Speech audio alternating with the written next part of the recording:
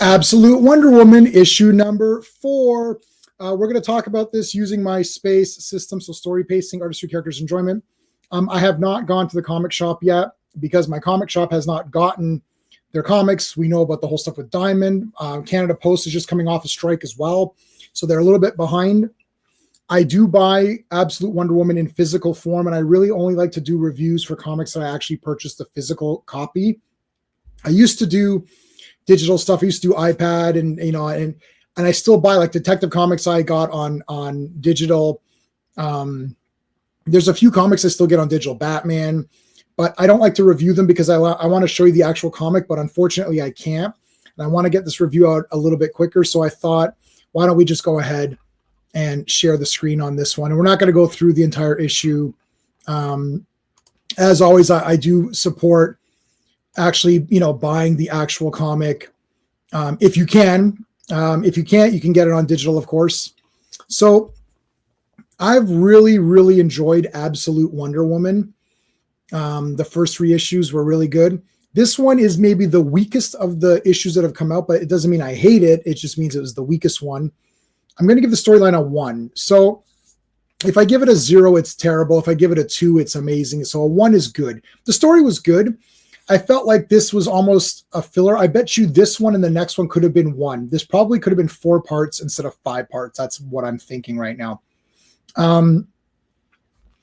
But I did like what was going on. Diana, we get to meet Etta and her sister. So Etta and her sister is actually a witch. Now I don't know if Etta had a sister.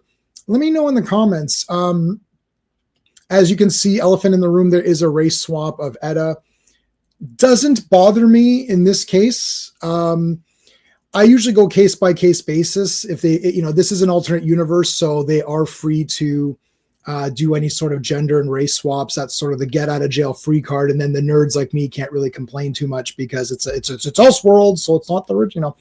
In this case, it doesn't actually bother me, and I actually like both sisters in this comic, so I'm not bothered at all in this particular instance for this one. Wonder Woman needs her arm back, so there's some of that and a little bit of their characters here.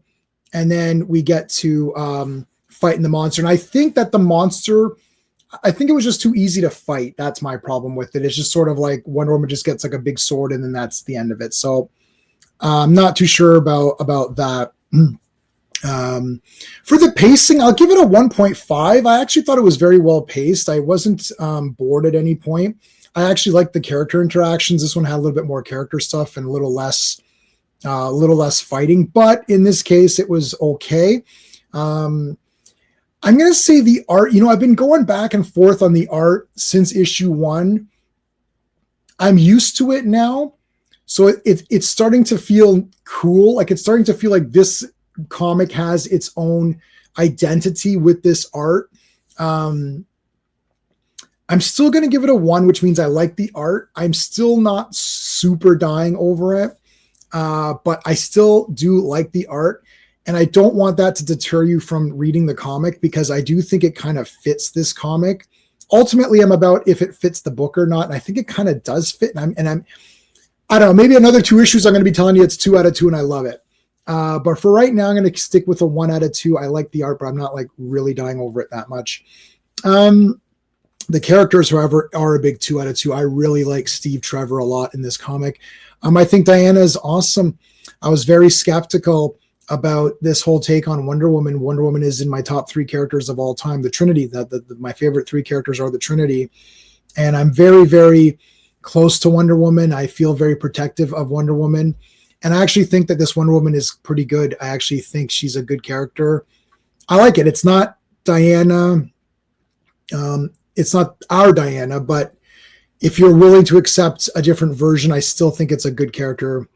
I like Steve. I like the sisters, Etta and her sister in this. Monster looks cool. Cersei was good too. So yeah, I really enjoyed the characters.